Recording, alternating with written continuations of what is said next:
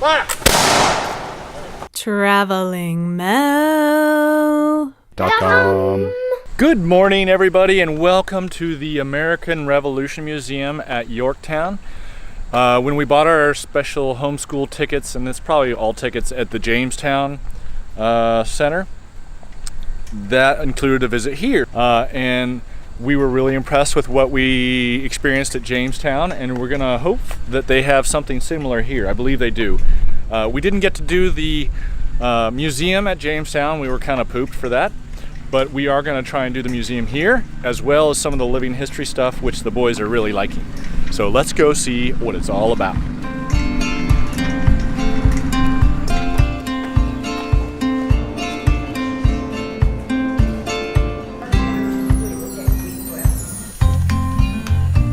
Alright, that was really cool. We were not allowed to film or photograph in the exhibit, but we watched a movie, and the exhibit was really cool. They had a special exhibit on artillery. They had a 4D movie. They had interactive screens that you could interact with, and it was pretty well done. I'm not sure it was as well done as Gettysburg, but still, it's really obviously well funded and well thought out, and it's all new and modern. And now we're going to head out to the living history part, the encampment and the farm, and see what we can see there and get our feet dirty and our hands dirty. A shower of sparks will be thrown against this steel here, go down into that little bit of gunpowder and ignite it. Fire! So, does anybody have any questions or would like to? What did you think of that? That was awesome. It was cool because I got to hold the gun, and it was surprisingly heavy.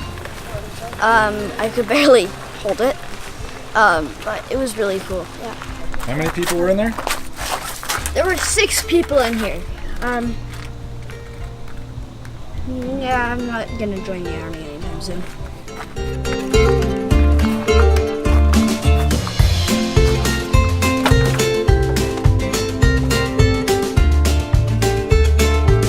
These things can last around 3 to 4 seconds. Really forever.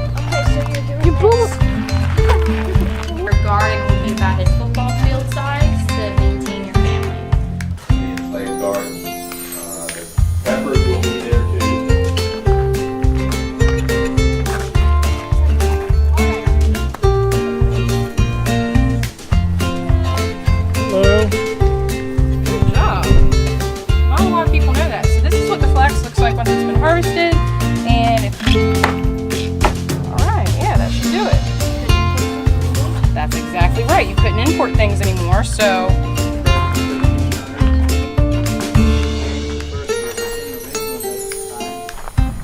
The day is warming up, and we are, I think, done with the living history section. I'm not sure we're going to have time to get over to the battlefield, but the boys really enjoyed this. It's very cool to have these folks here to answer all our questions. I just can't get over that, and it's such a great hands-on experience for the boys and for me.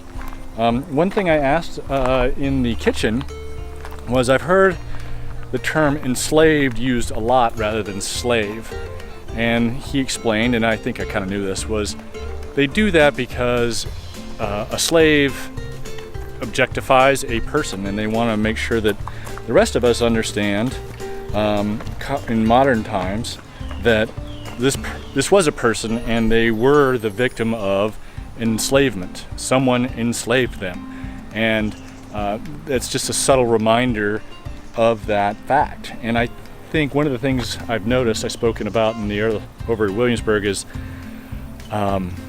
the way that these historical areas are dealing with slavery. When I was a kid, you just kind of glossed over it. They might mention it as a negative, but they didn't really discuss it much or really delve into its impact on people. And I think maybe it's because we went to the Railroad Museum, Underground Railroad Museum in Cincinnati, but I've just been much more aware of how they are dealing with this aspect of our history, this horrible, horrible aspect of our history. And I'm glad, because we need to face that, and I want our boys to also be thinking about that in a real way. So we're gonna head get some food and see what we can see.